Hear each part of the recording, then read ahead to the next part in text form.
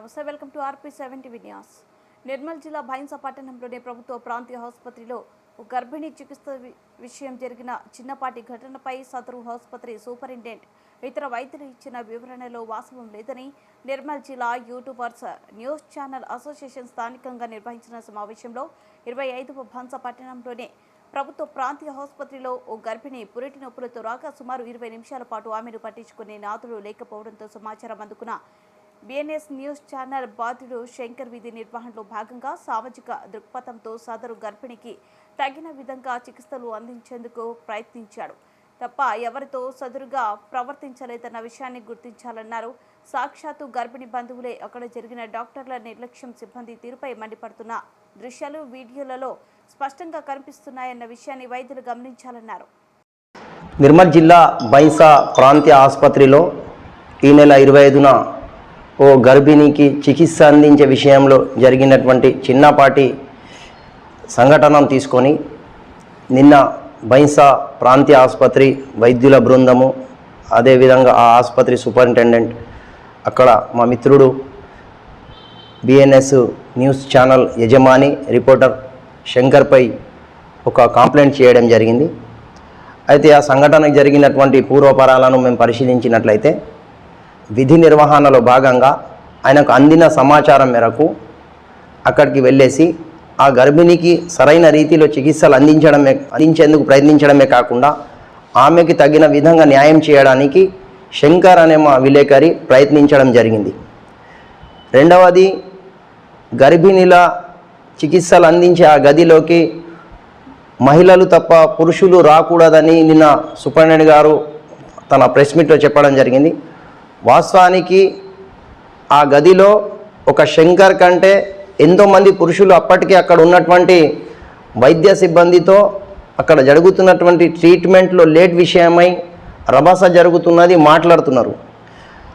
నిన్న ప్రెస్ మీట్లో సూపరింటెండెంట్ గారు ఒకటి అన్నారు, 2 గంటల నుంచి ఆమె ఆబ్జర్వేషన్లో ఉంది, ఆమెకు అత్యవసర చికిత్సలు అందించాలా, ఆయా రకాల వ్యాధుల బారిన పడి ఆమె ఈ గర్భాన్ని కోల్పోయిందని చెప్పారు.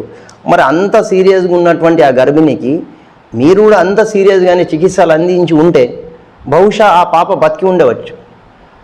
ఆ పాప 2 గంటల ముందే చనిపోయిందని తెలిసినప్పటికీ కూడా ఇమీడియట్గా రెస్పాండ్ కాకుండా ఆమెకు తగిన విధంగా చికిత్సలు అందించకుండా విధి నిర్వహణలో భాగంగా తనకు అందిన సమాచారం మేరకు తన బాధ్యతను నిర్వర్తించడానికి వచ్చినటువంటి ఒక యూట్యూబ్ విలేకరిపై మీరు ఆ సంఘటన అందరినీ నెట్టివేయడం అనేది సమంజసం.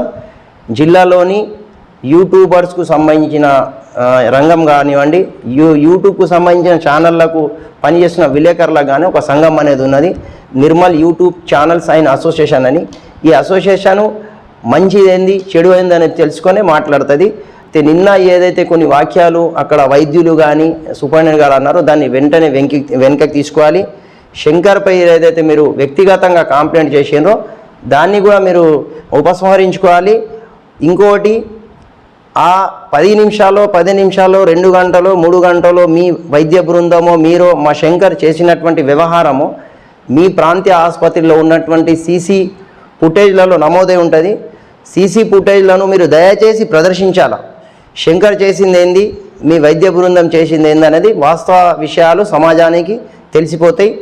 మరి శంకర్ వచ్చేసి వ్యక్తిగతంగా కక్ష సాధింపు చర్యలకు పాల్పడ్డా లేకుంటే బాధ్యత రహితంగా అక్కడ ఉన్నటువంటి మీ వైద్య సిబ్బంది వైద్యులు బాధ్యత రహితంగా వ్యవహరించారనేది సీసీ ఫుటేజ్లో తెలిసిపోతుంది. కాబట్టి దయచేసి డాక్టర్ కాశీనాథ్ గారు, సూపరింటెండెంట్ గారు మీ ఆసుపత్రిలోని ఆ ప్రాంతపు సీసీ ఫుటేజ్లను వెంటనే ప్రదర్శించాలా.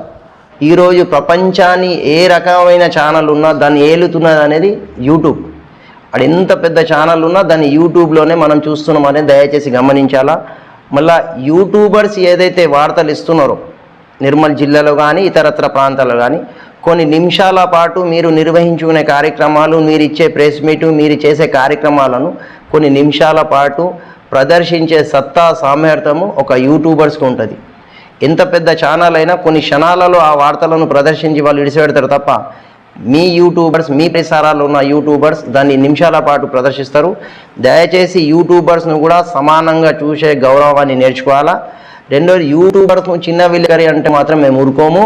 సుప్రీంకోర్టు గైడ్ లైన్స్లోనే ఉంది, ఎవరైతే వార్తను ప్రదర్శనాత్మకంగా ప్రదర్శిస్తాడో, ప్రయత్నంగా అక్కడ స్థానికంగా పోయి ఆ వార్తను సేకరిస్తాడో వాడే నిజమైన విలేకరి. కానీ పెద్ద ఛానల్లో ఉన్న విలేకరి, పెద్ద ఛానల్లో పనిచేస్తున్న మనిషి విలేకరి, పెద్ద పేపర్లో పనిచేస్తున్న మనిషి విలేకరి అనేది తప్పిదం. ఇది దయచేసి సుప్రీంకోర్టు గైడ్ లైన్స్ను కూడా మీరు ఒకసారి అర్థం చేసుకోవాలా.